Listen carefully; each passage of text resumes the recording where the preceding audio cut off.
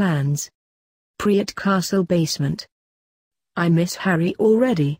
2 weeks had passed since Christmas came, and it had been the best 2 weeks of Charlotte, Sirius, Remus, and of course Harry's life. They spent every day together doing all sorts of activities like an ordinary family, or an ordinary wizard family would do. Harry had gone back to Durmstrang just some hours ago, and the house was eerily silent without a child around. You can still write to him, Sirius, and besides you'll get to watch him play Quidditch this coming Saturday. Family members are invited, you know. Oh right, didn't you say he's better than James was? Charlotte laughed. He's a great flyer, Sirius, but only you can see if he's better than James. Remus patted his shoulder.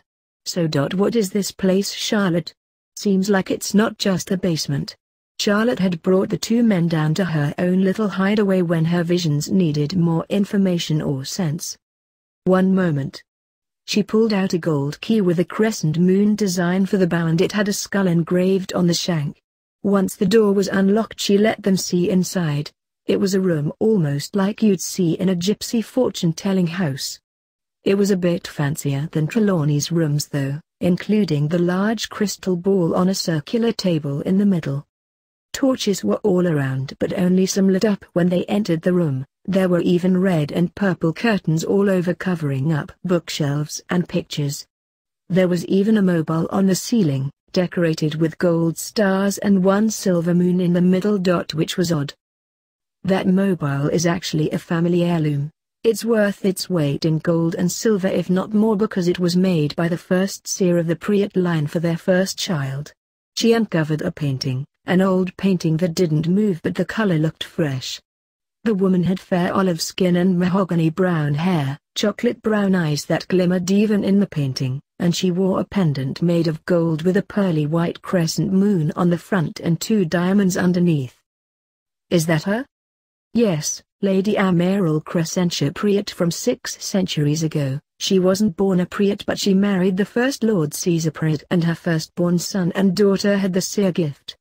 The family line goes back a long ways, but it's thanks to Lady Amaryl that the family has its journals explaining the gift's power. This ball here was actually hers, and it only works for those in the Priet bloodline. But only if they have the gift, correct? Remus asked. Indeed so. Uncle Ignatius was the last seer until I came along, though I believe my father might have had some of it. It wasn't strong like mine, but Ignatius believed since the first seer was a woman, it's stronger in the females of the family. Molly didn't inherit it though. Charlotte shrugged. Sometimes it skips a generation. It certainly wasn't inherited by any of her sons or even that bratty daughter of hers. Remus and Sirius wouldn't say it aloud, but they didn't like Charlotte insulting the Weasleys, though they knew she had good reasons for doing so. Arthur and the elder sons minus Percy she hadn't insulted, but the others yes. Hey, that pendant. Sirius pointed at the portrait. Do you have it? I do, right here. Charlotte went over to a shelf, opened a large purple book with no title, and inside was the pendant on a red velvet cushion. Why? I think I've seen it before in pictures. It's supposed to be a powerful amulet, isn't it? Yes, but it's been in the family for years. No one would trust putting it in a bank. I don't take it out unless I need to, such as a trip or something, because I don't trust leaving it alone in the castle. The wards around here are excellent though. Call it my own source of security. I would die 1,000 deaths if I let this precious jewel get lost. She closed the book and put it back. Now for why I brought you down here. We need to talk about Voldemort. All right. They all sat around the table with the big crystal ball. I have been checking my visions more thoroughly, and I can tell you both now that the Dark Lord will return next year. Their eyes widened. Next year? Sirius gaped at her, horror in his eyes. Yes, my guess is around the end of the school term, and Harry will be dragged into it all. I don't fully know how he'll come back, but he'll need Harry for it. No. Sirius couldn't believe it. Harry had just gotten used to having a family that loved him, and now this? But what could make Harry go back there? The Triwizard Tournament. Charlotte let it out. It will be held next year and the 3 schools involved will be Durmstrang, Buxbatons, and Hogwarts. Harry is going to somehow be put into the tournament, and I believe we can stop it. How? I can't tell in the visions, but we'll have to go along if Harry is put into the tournament. Victor will go as well, but we'll have to go as his sponsors since he is underage. Myself as his guardian, his schoolmates, and you two will be back up just in case. There's going to be issues with his old life, but no one is going to hurt him again with us around. I think I can agree on that, Remus said, holding Sirius' hand. Pads, like it or not, we can't change that. Harry may have to beat Voldemort. Yeah. Sirius sighed in defeat. Hard to believe, I know, but there might be a way to fix this. You mean stop it? No, Sirius, but I do have some ideas here. For starters though, did you two ever hear of a prophecy concerning Harry and Voldemort? The 2 men exchanged looks. We did, or I did when James and Lily had to go into hiding. I didn't hear the actual prophecy, only that it involved either Harry or the Longbottom kid, so both families had to hide. Sirius cringed at the memory. It had been the last time he saw James, Lily, and Harry before his friends died. It is about Harry, that much I know, because it was him that Voldemort targeted that night. Unfortunately, when it comes down to everything, Harry may not have a choice but to kill Voldemort, but that doesn't mean we can't help him. How so? My visions are one, but you two can teach him how to do proper defense. He'll learn some in Durmstrang, but who better to teach him than 2 men with dark art experience? She smiled at that. But Harry is only a child, he shouldn't have to do this by himself. I agree with you, Remus, but Charlotte's right about one thing. If Harry is the only one who can defeat Voldemort, then we have to help him all we can. We'll keep him safe and train him, but only if necessary, and Charlotte can use her visions to look around, can't you? Of course, and I do have a few ideas on how Voldemort could have survived with the killing curse thrown back at him. The problem is that these ideas require more research, so I'll be looking into that while you two keep an eye out in London when you go back. I'm not looking forward to it, but we will, since we can't just up and move.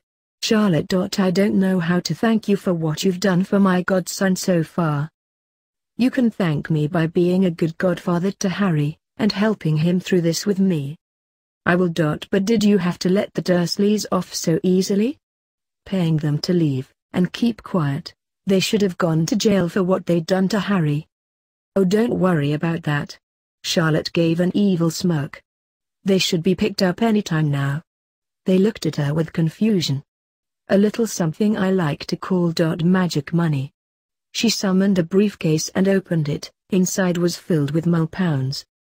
What the? The money I gave them was fake, but when I first went over there I had to present real money so they turn Harry over. Mole police might not be as quick as us wizards, but they aren't stupid. Plus I sent a little tip to the local department where the Dursleys have gone. Sirius and Remus' eyes widened. You weren't letting them off at all? Of course not. People like that don't deserve to be free. Soon enough the Ministry will get them, but just before I came back I put a memory block on the Dursleys so they can't tell or see it was I who gave them the money. Damn. You really thought it through. You bet your ass I did. I assume by the time you get back to London they'll have the Dursleys. You will have to act as if you didn't know, but then again you're a black and Remus is a werewolf, so there won't be anything to go against you. The Dursleys won't remember me, but they'll believe a figure gave them money to give up Harry. That's illegal though. Not if a case was done in the European Ministry, which it was. They had a full investigation and came up with a legitimate plan for me to get Harry. I have all the paperwork and the European minister is a friend. Everything we did was legalized and therefore made Harry's adoption legal. Holy hippogriffs. Sirius looked to Remus. She's good. And don't you forget it. Charlotte laughed. Charlotte. Is it all right if I ask you a personal question? Remus spoke up. Sure. You're 25, correct? She nodded. How is it you aren't married yet? I mean, you could be. You're young, beautiful, talented, and motherly to Harry. It's just a surprise to me. Charlotte frowned slightly. Well, for one thing, I can't see my own future, so I can't tell if I'll ever marry or not. As for why I gave up on finding love years ago due to the fact that those who knew of my abilities used me for fortunes. That shocked the two men. So you haven't found the right man? No, and I don't believe I will, but I'm more than glad to be a mother to Harry. He deserves happiness, and I can give him that with you both. Charlotte had her heart broken too much. She didn't think looking for a husband was important, especially when a second war was coming. Yes, they agreed. All right, now I need to do some more research for an hour so you two can tour the castle, but keep in mind some of the house elves are a bit touchy about the items. Got it? We were actually planning on going into the gardens. Fine with me, I'll join you both for tea later. They left her alone, and after turning down the lights in the room, Charlotte took the pendant back out and put it on her neck. Ancestor Amaral, hear my call and guide me. The crystal ball glowed slightly, and a face appeared. Hello Charlotte, it's been a while. Yes it has, and I am glad to see you again, Ancestor. The woman, Amaral, smiled. You are well, I see. Now what do you require of me? Meanwhile at Durmstrang, Harry was about finished with his DA report when he heard Victor calling him. Hello Victor, how are you? They were alone on a bench outside, the same place where they'd brought out some of their own personal secrets. Good, how was your Christmas? It was great, best Christmas I've had in years. He showed the gold pendant. You liked my gift? Yes, but I still feel bad I didn't get you one. Victor just waved his hands. Don't worry on it. Do you know how many crazed fans give me gifts on holidays? Half of them sweets spiked with love potions or scented perfumes. Makes me sick. He made a gagging face and Harry laughed. I can only imagine how most fans get when they see you play. You'd be surprised. Are you busy? Actually working on my DA report, but it's almost done. Harry closed his book and put it in his bag with the report. So what's up? I just got away from Jean. He's been bugging me since we came back. I see. Did he try slipping you a drink? Victor groaned. I don't take any drinks unless I make them myself, a little something my mother taught me when I became a pro. She said some fans can get crazy, so I have to be careful. Smart woman. Did your Christmas go all right? Yes it did, and I told my parents I made a new friend. You mean me? Harry remembered how Victor was afraid he wouldn't be able to tell his parents he was gay without his father getting angry. Yes, and they want to meet you. They do? But how? It turns out my parents are going to visit the school next weekend. They want to discuss some ministry business with the headmaster and they wanted a chance to see you before they left. Harry felt some nerves tense up. He and Victor had decided to go slow with their relationship, but for his parents to see him so soon? Are you sure that they'll like me? My mother will. I've told her a lot about how you do in school and how you're great at Quidditch. My father. Well, he's a little different, but he'll like you. Besides, he has high respect for your mum. Really? Turns out Lady Priot is a well-respected woman all in Europe. She's made many changes to many lives and no one is brave enough to go against her. I remember when she donated a mass amount of gold to an orphanage for magical children, and a time when she helped a poor family pay off their debts so they could keep their home. She's practically a saint to everyone. Except old Montclair, she hates her.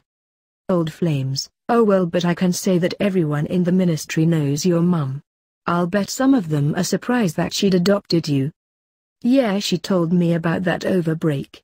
They expect her to bring me to parties and such, but she's already told them I won't go unless I want to. She did as if I wanted to attend the minister's ball next month, but I don't know if I will. I go with my parents each year. It's more of a charity get-together than a ball, but it's always for a good cause. Normally I don't bring dates, but if you want to go we can go together, that's if you want others to know. Won't the press be there? Likely, but the minister would keep it quiet if we asked, or your mum could. We have time on that though, no need to rush. Victor put an arm around Harry. Are you glad to be back? In a way yes, I'm glad all my new friends had great Christmases. We were going to go practice some Quidditch later. Do I need to ask if you will? Victor laughed. Of course not, I could use a good workout anyway. Now are you going to let me snog you? Harry gave him a questioning look. Need you ask? Victor smiled, put his hand on the side of Harry's face, stroked some black hair, and leaned in to kiss him. Harry's arm slowly went around Victor's neck and hugged him close, making the kiss deepen between them. He's a good kisser. Or maybe it's just my first real kiss. Victor pulled away after a few moments, but not before giving Harry's lip a gentle bite. Was that all right? Harry smiled. It was more than all right. He breathed out. Do it again? As you wish. They kissed again, but this time Harry felt his legs moving up and around Victor's waist, and that seemed to snap him back.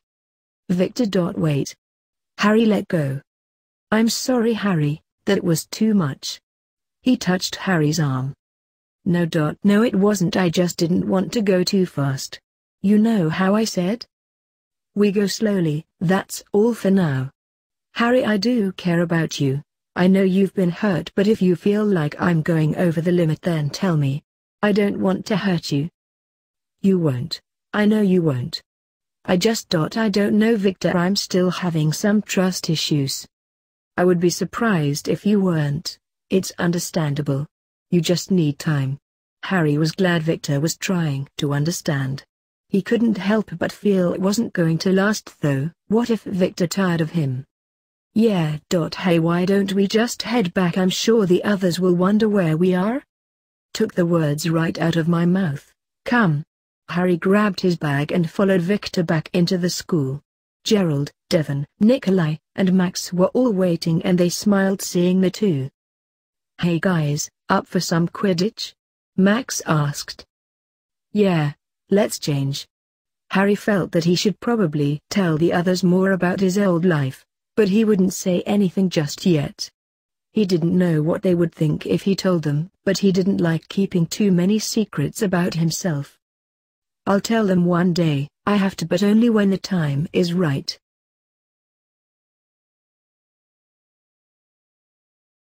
Well, that's the ending of that chapter. I do hope you enjoy this video. If you like to see more, remember to hit that like button, subscribe to this channel, and leave a comment down below. Until next time.